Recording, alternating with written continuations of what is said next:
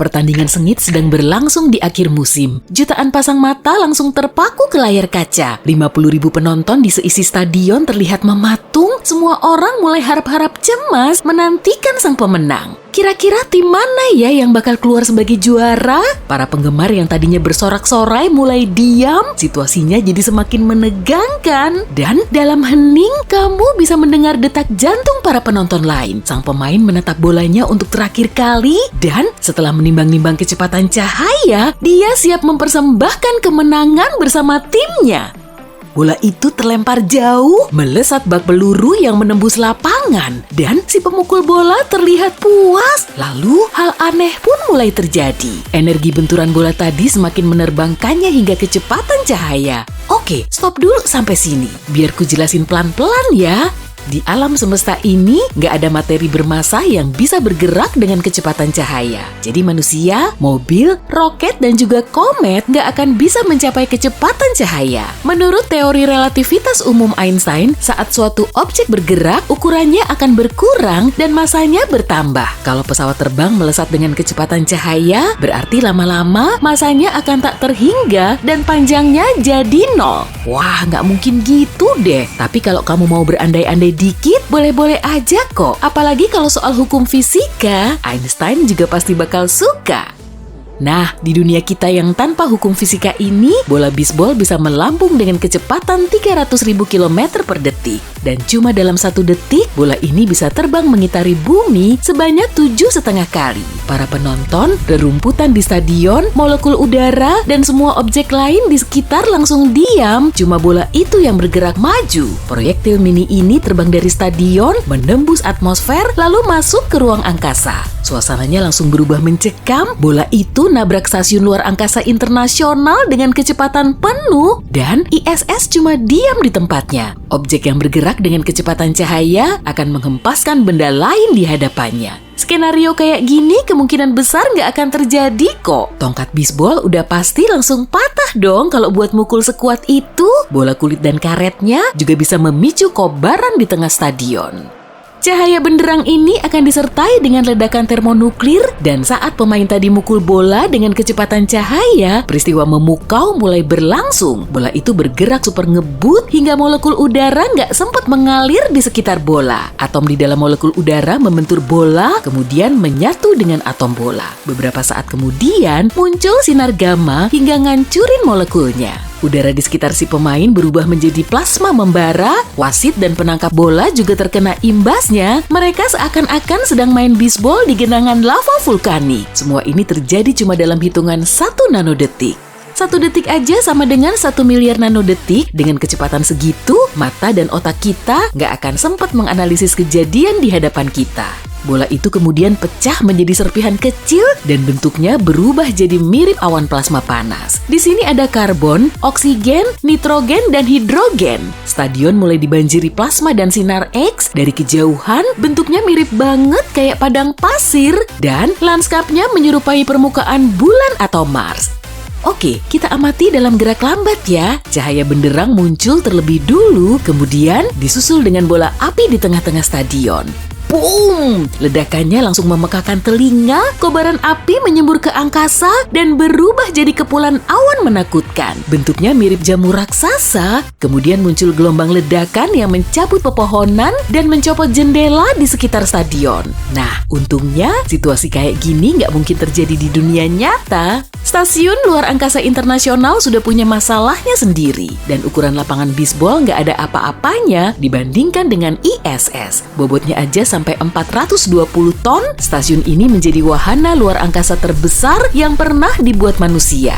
Meski bobotnya setara dengan 320 mobil, ISS tetap bisa terbang dengan kecepatan 8 km per detik. Dan stasiun ini mengitari bumi sampai 16 kali setiap hari. Dengan kecepatan segitu, semua partikel bisa menembus bodinya atau ngerusak salah satu panel surya.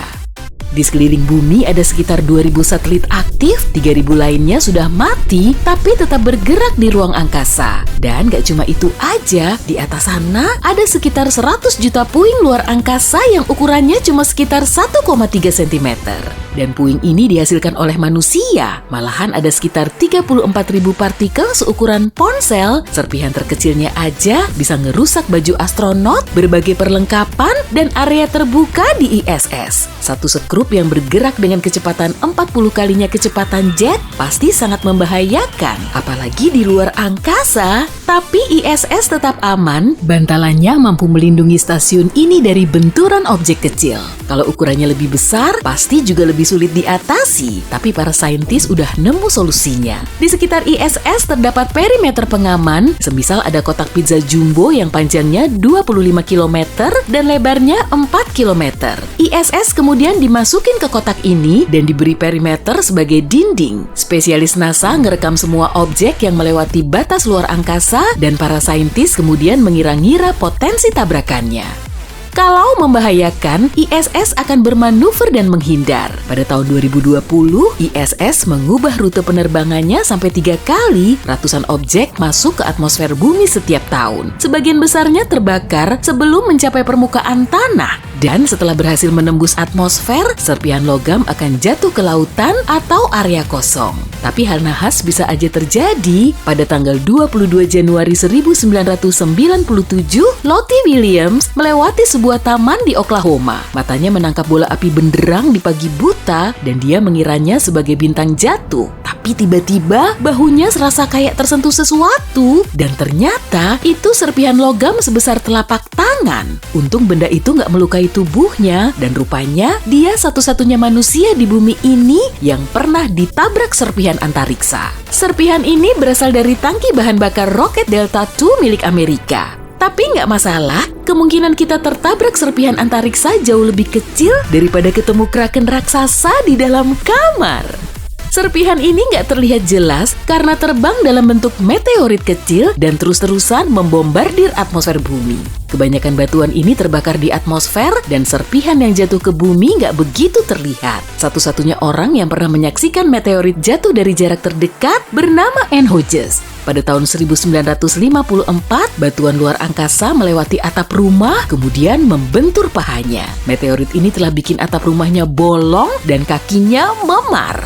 Tapi apa jadinya ya kalau objek seukuran bola bowling jatuh ke planet kita? Pastinya juga bergerak dengan kecepatan cahaya. Cuma dalam 2 detik, objek antariksa ini bisa menempuh jarak dari bumi ke bulan. Bola ini langsung retak dan gak bisa memulai fusi termonuklir. Proses ini memancarkan sinar X yang mampu mengubah atmosfer menjadi gelembung plasma, kemudian bentuknya terus membesar. Gak akan ada titik benturan di permukaan bumi karena serpihan tadi gak sempat mendarat. Tapi dampak lainnya juga bisa dirasain. Ledakan di atmosfer bisa membawa dampak besar. Petaka ini akan mengubah sebagian permukaan bumi menjadi hamparan gurun gersang, lalu memicu hancurnya sebagian kerak bumi. Di permukaan bumi mulai terjadi kebakaran, gempa bumi, tsunami, dan letusan gunung berapi.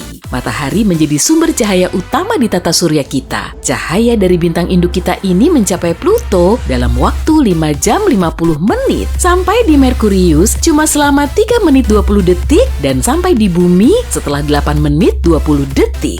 Pesawat luar angkasa kita sampai di Mars setelah menempuh perjalanan selama 7 bulan. Dan roket yang bergerak dengan kecepatan cahaya akan sampai dalam waktu 3 menit. Tapi kita belum tahu caranya terbang dengan kecepatan cahaya. Kebanyakan pesawat luar angkasa modern ditenagai mesin ion dan para ilmuwan tengah mengupayakan alternatifnya. Selama ribuan tahun, manusia telah mengarungi lautan dengan kapal layar dan di zaman now, teknologi ini masih relevan. Para ahli telah mengusulkan penggunaan layar di luar angkasa untuk menangkap angin surya. Layar ini dipasang di pesawat luar angkasa supaya melewati foton cahaya. Setelah terbentuk tekanan, wahana ini bisa bergerak maju, tapi yang paling membingungkan justru cara bikin mesin propulsi pulsa plasma eksternal. Prinsipnya yaitu dengan meledakkan ratusan muatan nuklir di belakang pesawat luar angkasa untuk mendorongnya ke depan oleh gelombang kejut. Kok kayaknya meragukan ya? Cara yang mirip-mirip kayak di film sci-fi juga ada, yaitu dengan memakai warp drive. Kalau pakai ini sih kita nggak akan bisa ngebut sampai kecepatan cahaya. Jadi kita perlu bikin mesin pendistorsi ruang dan waktu dulu deh sebelum piknik keluar angkasa. Dan sejauh ini, teknologi tersebut cuma ada di cerita fiksi.